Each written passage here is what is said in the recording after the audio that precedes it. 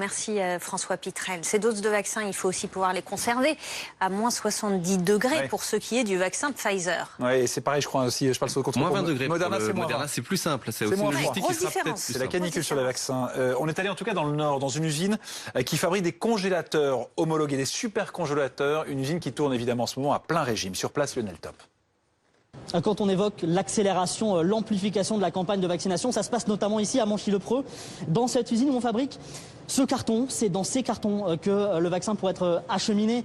Un petit bijou de technologie en quelque sorte. Les vaccins seront placés à l'intérieur, au-dessus, ce qu'on appelle l'accumulateur, qui permettra de maintenir au frais. Et surtout, ce bout de carton qui, en apparence, paraît être un carton normal, et pourtant, c'est l'élément clé, c'est ce qui permettra de maintenir à température les vaccins pendant plusieurs jours pour que ces cartons soient utilisés.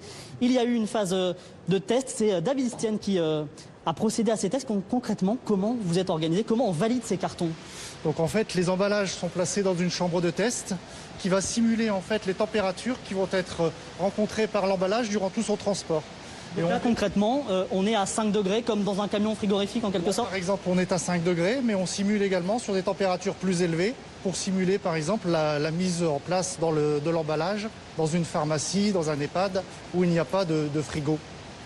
Dans une température de 22 degrés par exemple, c'est ce que vous disiez tout à l'heure. Exactement. On peut faire 22 degrés, on peut faire la température que l'on veut. En fait, on simule toutes les conditions possibles qui vont être rencontrées par un emballage durant son transport. Avec pour objectif le vaccin qui reste à la bonne température. Exactement. Là, par exemple, pour ces emballages-là, on nous demande de rester entre 2 et 8, c'est-à-dire une température de frigo. Des phases de test réussies. 10 000 cartons seront produits dans les tout prochains jours pour que les vaccins arrivent un peu partout en France dans les prochaines semaines. 13h53, c'est la météo avec Marc.